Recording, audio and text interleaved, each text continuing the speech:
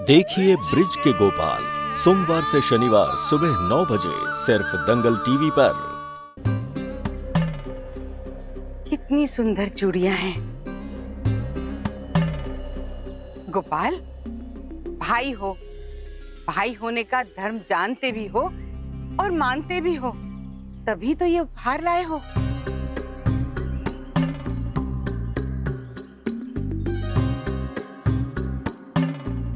भैया, जब उपहार लाए ही हो तो दे भी दो, क्यों देख क्या रहे हो?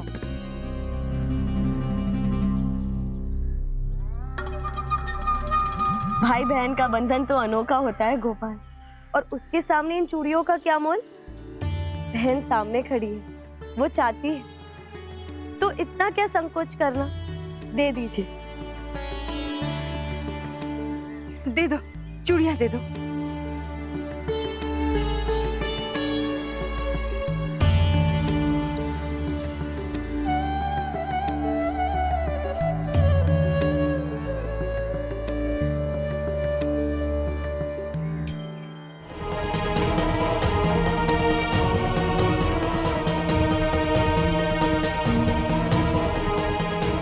समझ गया। लोभ, लोभ का प्रकोप छाया है इस गांव पे। लक्ष्मी ने चाल चली है, क्रोध को नहीं बल्कि लोभ को भेजा है।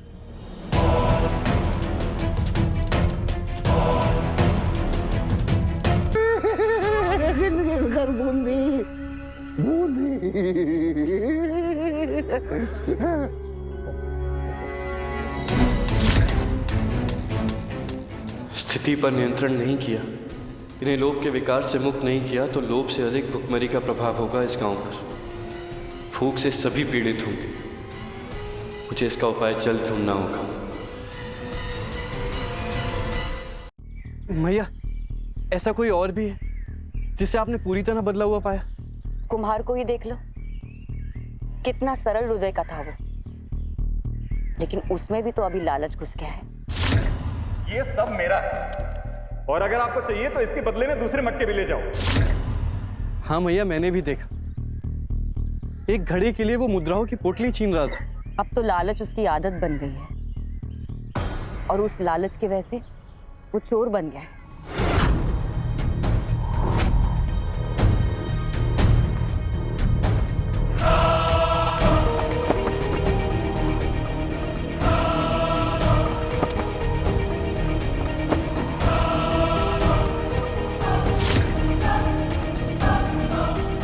दिमाग पर कितना भी जोर लगा लो, लेकिन तुम्हें कोई सुराग नहीं मिलने वाला।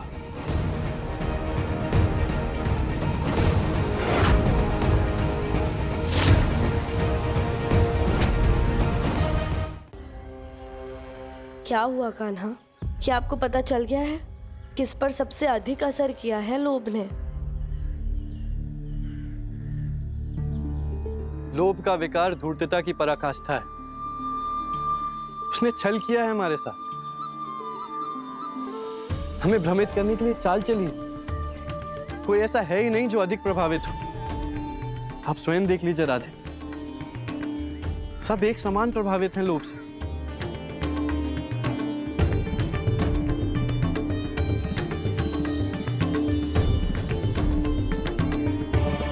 किंतु कान्हा, इससे तो हमारी कठिनाई बढ़ गई ना।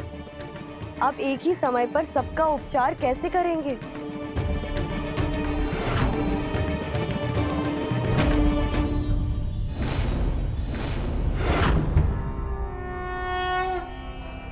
वो अनाज सड़ने ही नहीं लगा, उस सड़े हुए अनाज में कीड़े भी लगने लगे। पहले तो उन कीड़ों ने सड़े हुए अनाज को खाया, और फिर जब अनाज के दाने खत्म होने लगे तो भूख से व्याकुल वो कीड़े उन्होंने किसान पर ही हमला कर दिया, और उस किसान को नोच नोच के गिद्ध की तरह खाने लगे। ऐसे ही होते हैं लोभ के कीड़े, मार ही डालते हैं।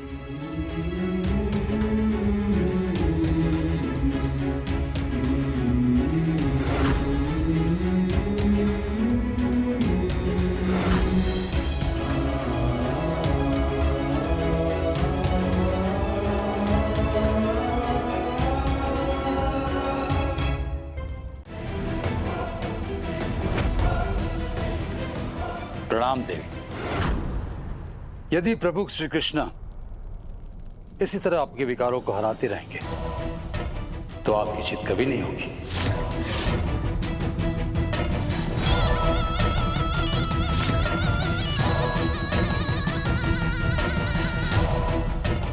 दरिद्रता नहीं फैलाई तो मेरा प्रभाव भी कम ही रहेगा। हार नहीं होगी अलक्ष्मी के विकारों की। और तुम्हें ये बात बोलनी तो दूर, सोचनी भी नहीं चाहिए थी। योद्धा युद्ध में हार का विचार करके जाए तो जय कैसे मिल सकती है? क्या तुम मुझे ना समझाते तो शायद मैं अभी भी उसी अवस्था में होता। गोपाल, पूरे जीवन काल में मैंने किसी के साथ छल नहीं किया, न कपट, पर लोभ और लालच से तो मैं कोसों दूर रहा। लेकिन ना जाने कैसे मेरी बुद्धि नष्ट और भ्रष्ट हो गई थी और लोगों से मैं उनका धन छीनता रहा। पर गोपाल, मैं तुम्हारा धन्यवाद करता हूं कि तुम मुझे सही मार्ग पर ले आए। मैंने जिस से जो कुछ छीना था सब वापस कर दिया। गोपाल, उससे मेरे पाप तो नहीं धुल जाते ना? सुबह का भूला अगर शाम को घर वापस लौट आए तो उसे भूला नहीं कहते।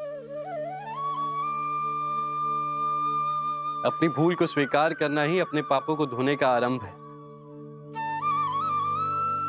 जीवन में ऐसी अनेक परिस्थितियां आती जो हमारी कमजोरी पर हावी होकर हमें गलत निर्णय लेने पर मजबूर कर देती। बस उन्हीं परिस्थितियों को पहचानो जिन्होंने तुम्हारा लाभ उठाया और आगे के लिए स्वयं को दृढ़ करो ताकि आगे से कभी ऐसा ना हो। देखा नहीं तुमने? सभी भजन में मगन हैं, जिसके कारण उनका संयम बना हुआ है। तभी तो क्रोध से बच गए हो। ठीक है, उन गांव वालों का संयम तोड़ना है ना मुझे।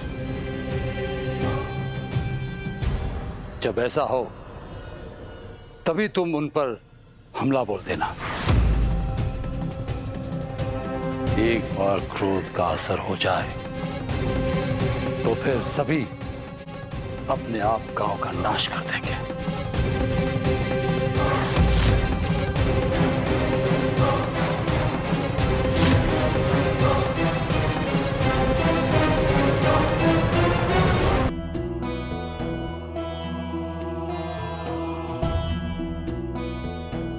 बेला कहाँ रह गई? उन्हें तो अभी तक आ जाना चाहिए था।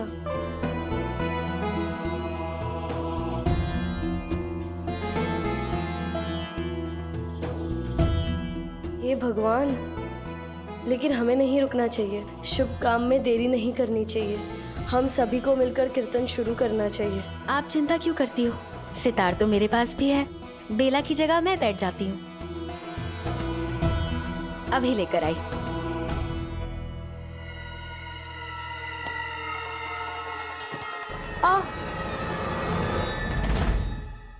माफ कीजिएगा।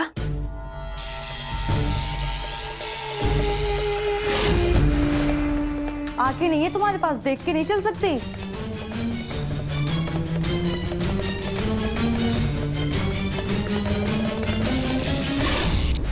दिमाग काम नहीं करता तुम्हारा? हाथ तुमने गलती से रखा, इसमें मेरी क्या गलती है? और मुझ पर चिल्लाती हो? वाह जी वाह, एक तो चोरी ऊपर से सीना चोरी, एक तो मेरा हाथ पिचका दे, ऊपर से मुझ पे ही चिल्ला रही हो।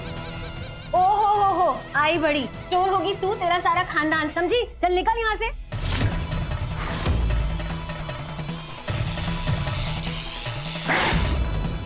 मेरे भगवान है और यहाँ कीर्तन मेरा है, तू यहाँ नहीं रहेगी। चल निकल यहाँ से, समझी? चल। शांत हो जाइए, शांत हो जाइए। हम यहाँ लड़ने या झगड़ने नहीं आए हैं। हम यहाँ प्रभु का नाम लेने आए हैं। रुक जाइए। इससे पहले यहाँ की स्थिति नियंत्रण के बाहर हो जाए, मुझे कुछ तो करना होगा।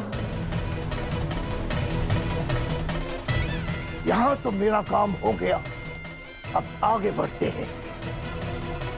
मौका मिला है तो अपने विकार को पूरी तरह फैला दूंगा।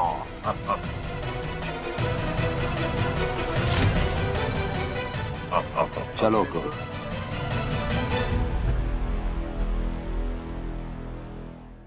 ओह, तो